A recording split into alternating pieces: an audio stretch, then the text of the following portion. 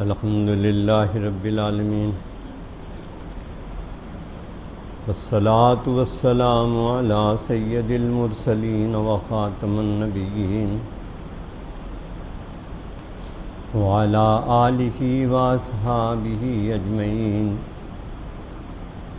اما بعد فاعوذ باللہ من الشیطان الرجیم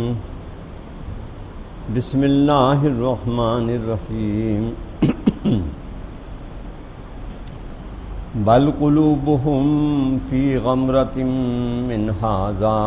ولہم اعمال من دون ذلک هم لها عاملون حتی اذا اخذنا مترفیہم بالعذاب اذا هم یجأرون لا تجأروا اليوم انکم منا لا تنصرون قد كانت آیاتی تتلی علیکم فکنتم علی اعقابکم تنکسون مستکبرین بہ سامرا تہجرون افلم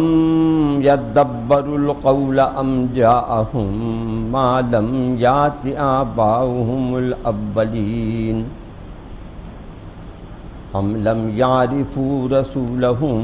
فہم لہ منکرون ام یقولون بہ جنہ بل جاءہم بالحق واکثرہم للحق کارہون صدق اللہ مولانا۔ محترم بھائیوں، محترم بہن، پچھلا درس ہم نے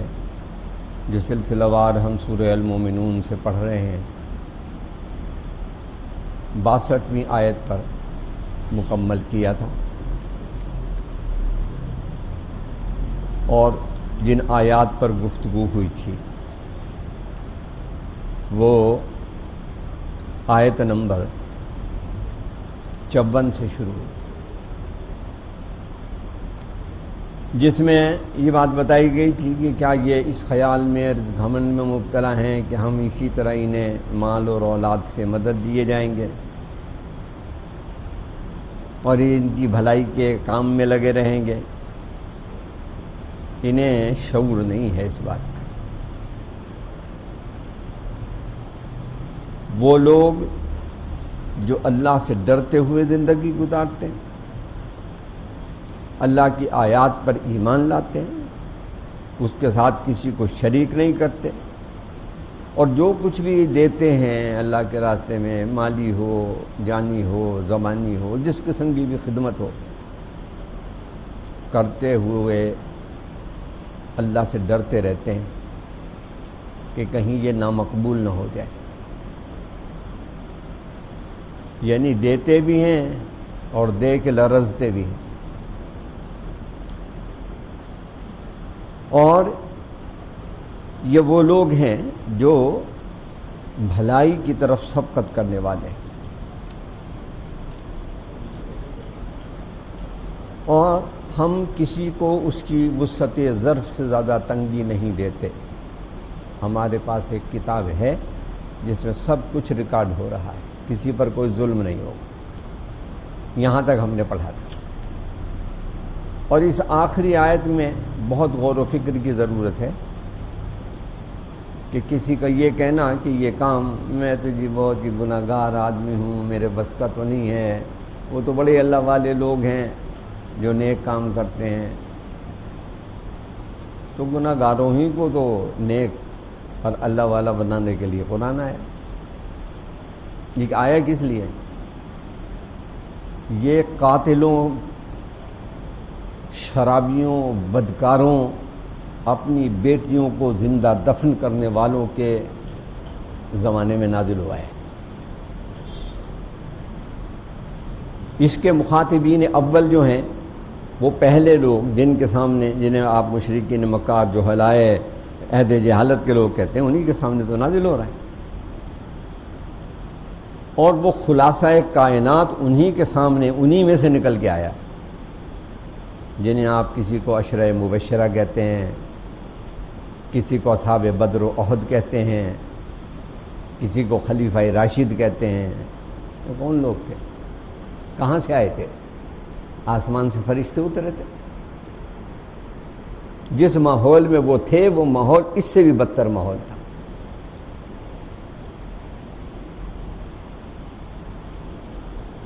جہاں ہر گھر کا خدا الگ تھا، ہر چودھری خدا بنا بیٹھے، جہاں لوگ اپنی باپ کی بیویوں کو اس کے مرنے کے بعد بھیڑ بکریوں کی طرح آپس میں تقسیم کر لیتے تھے، جہاں کسی یتیم بچے کو اگر وہ نابالغ اور شیرخوار ہے تو اس کے باپ کی میراث نہیں دیتے تھے۔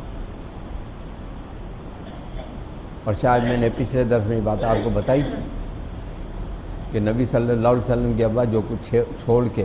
اس دنیا سے تشریف لے گئے تھے اس میں سے چند بکریاں اور ایک مکان کے سوا آپ کو کچھ نہیں دیا تھا۔ ان کے نزدیک تو جو بازوئے شمشیر زن تھا وہ میراث کا مستحق تھا، اسی لیے عورتوں کو بھی میراث نہیں دیتے تھے۔ تو ایسے ماحول سے نکل کے آئے،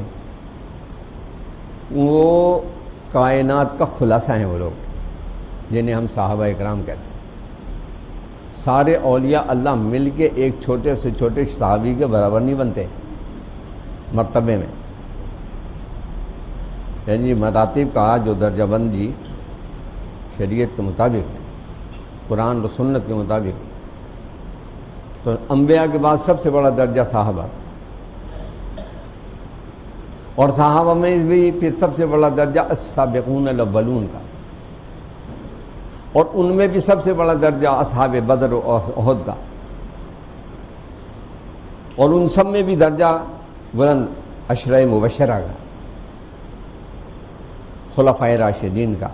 کیونکہ وہ چاروں عشرہ مبشرہ میں بھی ہیں۔ تو اب اس بات کو میں نے پھر دوبارہ ذہن میں تازہ کرنے کے لیے اپنے بھائیوں کو کہا ہے کہ یہ بات جو ہے کہ ہم تو گناہ گار ہیں جی، تو یہ گناہ گاری کوئی چھوٹ نہیں ہے، عذر نہیں ہے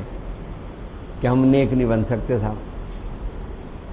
یہی بات اللہ نے اس آیت میں کہی ہے، لا نکلف نفسا الا وسعہا، ہم کسی کو اس کے وسعت ظرف سے زیادہ تو تکلیف دیتے ہی نہیں۔ کوئی یہ نہیں کہہ سکتا کہ یہ نماز میں نہیں پڑھ سکتا جی،